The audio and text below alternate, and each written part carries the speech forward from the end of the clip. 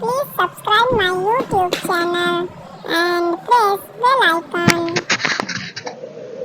Hello everyone, कैसे हैं आप सब। आइए फ्रेंड्स, आज हम लोग बनाएंगे तिल का लड्डू। और ये जो है ये लड्डू हमारे घर में गणेश चौथ के व्रत में खाया जाता है, चढ़ाया भी जाता है।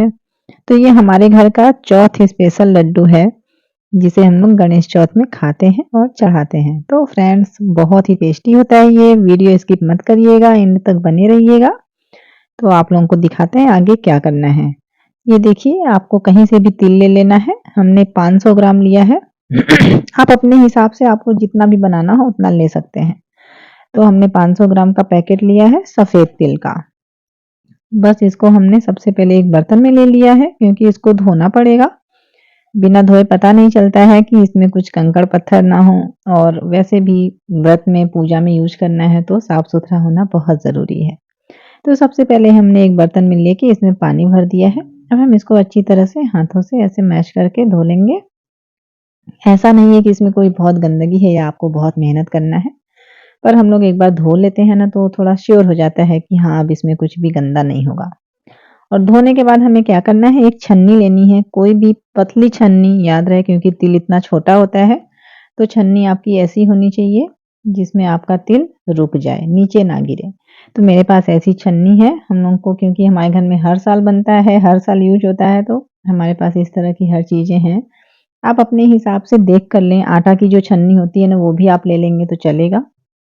पर हाँ, अगर आप व्रत पूजा के लिए कर रहे हैं तो याद रखिएगा कि आपको धो के साफ करके लेना है।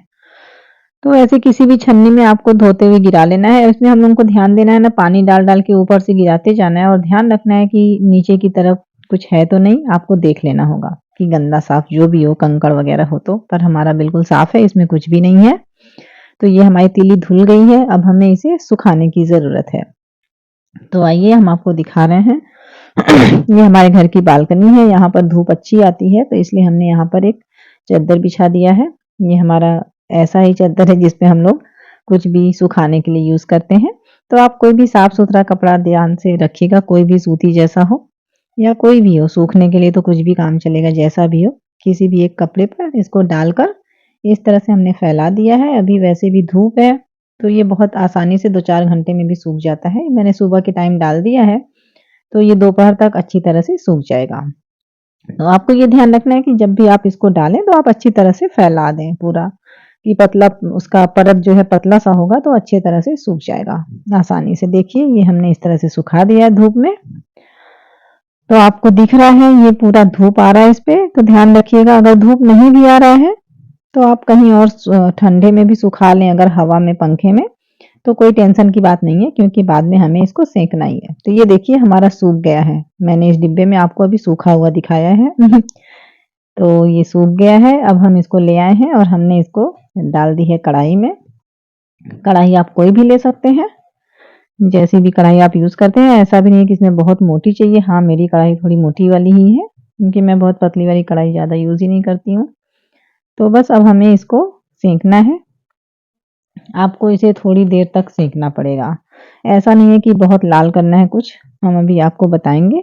थोड़ी देर में से ना इसमें से ऐसे चट चट चट की आवाजें आने लगती हैं तो आपको पता चल जाएगा कि बस अब आपका तिल सीखने वाला है। तो फ्रेंड्स तब तक आप सबसे मेरी प्यारी सी रिक्वेस्ट है, अगर आप चैनल पर नए हैं तो चैनल को सब्सक्राइब करना बिल्कुल ना भूलें। और आपको हमारी रेसिपी अच्छी लगती है तो लाइक जरूर करें, शेयर का बटन जरूर दबाएं। और देखिए अब आप सुन पा रहे होंगे, इसमें मैं आपको ओरिजिनल आवाज सुना रही हूँ, कैसी आवाज आ रही है। तो बस इसी तरह की आवाजें आने लगे जब चट चट करके तो आप समझ जाइएगा कि अब आपका तिल लगभग सीखने वाला है। तो उसके बाद आपको 2-4 मिनट ही सेकना है। फिर हम आपको बताते हैं कि आपको कैसे पता चलेगा कि तिल हमारा अच्छी तरह से सीख गया है। तो बहुत देर तक नहीं सीखना है। वैसे आपको सौंधी सौंधी खुशबू आने लगेगी जब तक इस स्टेज पर पहुंचेगी आपकी तिल। और आपको खुशबू से ही लगेगा कि हाँ इसी के हुए तिल की खुशबू आ रही है।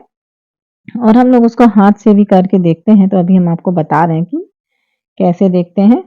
तो फ्रेंड्स आप सबसे प्यारी सी रिक्वेस्ट है, आप लोग ध्यान से देखिएगा एक एक स्टेप, तभी आपको अच्छी तरह से समझ में आएगा। ये देखिए जब आपका तिल लगभग लगे ना आपको सीख गया तो आपको हाथ में लेके इसको ऐसे रगड़ लेना है। अगर ये ऐसे पूरा मैश हो जाता है तो आप समझ जाइएगा कि ये आपका तिल सीख चुका। अगर ये नहीं सीखा है तो ये मैश नहीं होगा, तो आपको बस ऐसे ही मसल कर देख लेना है। और देखिए हमारा तिल सूख चुका है, तो हमने क्या किया है, इसको पलट दिया है थोड़ी सी चौड़ी सी थाली में ताकि वो ठंडा होए। दूसरी तरफ हमें क्या करना है, हमें लेना है अदरक, और आपको देख के लेना है, जो अदरक में छोटे छोटे पीसेस निकले होते हैं उसको लेना है, क्योंकि इसमें रेशे बहुत कम होते हैं। और अगर आपके पास ज़्यादा अदरक नहीं है कि आप उसमें से छोटे वाले छाँट सकें, तो आप कोई सा भी ले लीजिए, उसको छोटे-छोटे पीस में अलग से काट के फिर पीसिएगा। तो आइए हम आपको दिखाते हैं ये हमको कितना लेना है। ये हमने लिया है 50 ग्राम, समझिए 48 ग्राम है ना, तो आप समझ लीजिए 50 ग्राम के लगभग हमको लेना है, अगर हमने 500 तिल लिया है तो। अब हम इसको छोटा-छोटा काट के डाल देंगे ग्राइंडर में, और इसको हमें ग्राइंड कर लेना है। तो फ्रेंड्स देखिए, बहुत ज़्यादा नहीं करना है। ऐसा नहीं है कि ये ज़रूरी है डालना, पर इससे टेस्ट बहुत ही अमेज़िंग आता है। तो अगर आप नहीं डालना चाहते हैं तो ना डालिए, पर अगर आप डालेंगे तो आपको ज़बरदस्त टेस्ट मिलेगा।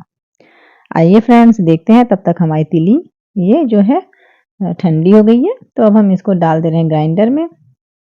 चूँकि आधा किलो है पूरा, तो हम इसको आधा-आधा 2 बार में ग्राइंड करेंगे।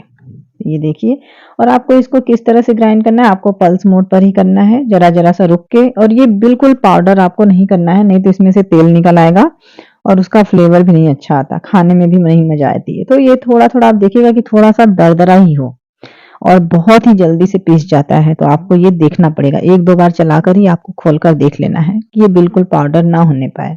और अगर आपका एक बार पाउडर हो जाता है तो दूसरी बार आप थोड़ा-सा और मोटा पीस लें। तो देखिए ये तैयार हो गई है हमारी तिल। अब हम इसमें डालेंगे चीनी का भूरा, शक्कर का भूरा।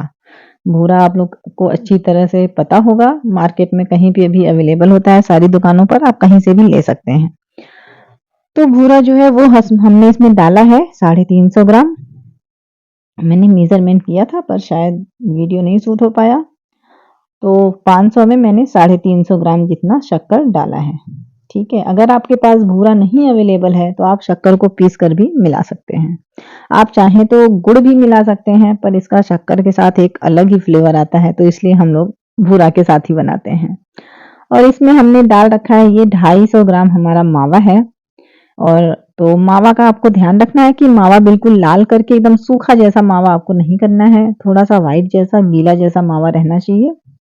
एकदम आप अगर आपने सूखा और ड्राई कर दिया तो मावा जो है हमारा, उसका फिर फ्लेवर भी नहीं आएगा उतना अच्छा, और लड्डू जो है वो ड्राई ड्राई सा लगेगा।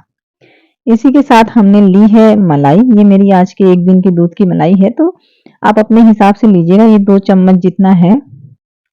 पर अभी मुझे थोड़ा सा ज्यादा लग रहा है, तो शायद मैं डालते समय देखूंगी थोड़ा कम ही डालूंगी। अभी मैंने इसको मैश करके रख दिया है। तो सबसे पहले हम तब तक, ये तिल में हमारा भूरा डल चुका है, उसमें हमने मावा भी डाल दिया है, अदरक डाल दिया, तो इन सबको हमें अच्छी तरह से मिक्स कर लूंगी। फिर हमें जैसी ज़रूरत होगी हम उस तरह से 1-2 चम्मच मलाई इसमें ऐड कर लेंगे। तो आपको ध्यान रखना है कि दोनों हाथों से ऐसे मैश करते हुए इसको अच्छी तरह से मिक्स कर लेना है। आप देख रहे हैं फ्रेंड्स, ध्यान से देखिएगा स्क्रीन पर आपको कैसे करना है, तो आपको अच्छी तरह से समझ में आ जाएगा। बहुत ही ईज़ी है ये लड्डू, और इतना टेस्टी लगता है कि हम लोग सच में इंतज़ार करते हैं कि कब चौथ आए और कब ये लड्डू बनाएँ। तो ये फ्रेंड्स आप लोग ज़रूर ट्राई करिएगा। ये लड्डू हर जगह नहीं बनता, हमें पता है, क्योंकि हमने, जब तक हमारी शादी नहीं हुई थी, हमने अपने मायके में नहीं देखा था कि इस तरह से लोग बनाते हैं किसी के भी घर पे।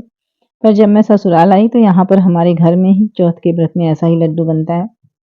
इसलिए मेरा मन किया कि मैं ये रेसिपी शेयर करूँ, क्योंकि सबको ये नहीं पता है। तो ये देखिए, मैंने सब मिक्स कर लिया, फिर थोड़ा-सा मुझे ड्राई लग रहा था, तो मैंने उसमें मलाई डाल दिया। अगर आप मलाई डाल लेंगे तो ये अच्छा रहता है कि बाद में लड्डू बहुत ड्राई नहीं होते हैं, नहीं तो 2 दिन 4 दिन के बाद थोड़ा आपको ड्राई लग सकता है, अगर मलाई बिल्कुल ऐड नहीं किया तो।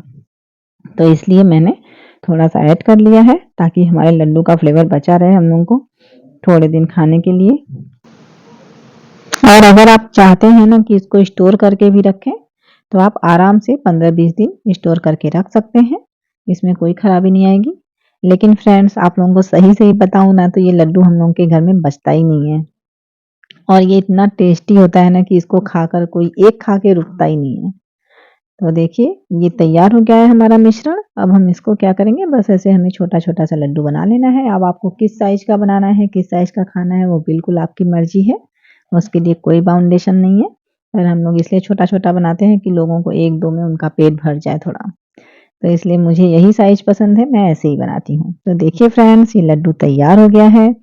तो आप लोग ज़रूर बताइएगा आपको कैसी लगी रेसिपी और आप खुद भी ज़रूर ट्राई करिएगा। अगर आपने पहले नहीं खाया है तो एक बार ज़रूर ट्राई करिएगा। मेरी गारंटी है कि आप बार-बार बनाएँगे क्योंकि ये एकदम ईज़ी है और इसमें कुछ भी ऐसा नहीं डलता है जो आपको कहीं से भी नुकसान करे। तो फ्रेंड्स ज़रूर बताइएगा वीडियो कैसी लगी। Thanks for watching. Bye bye.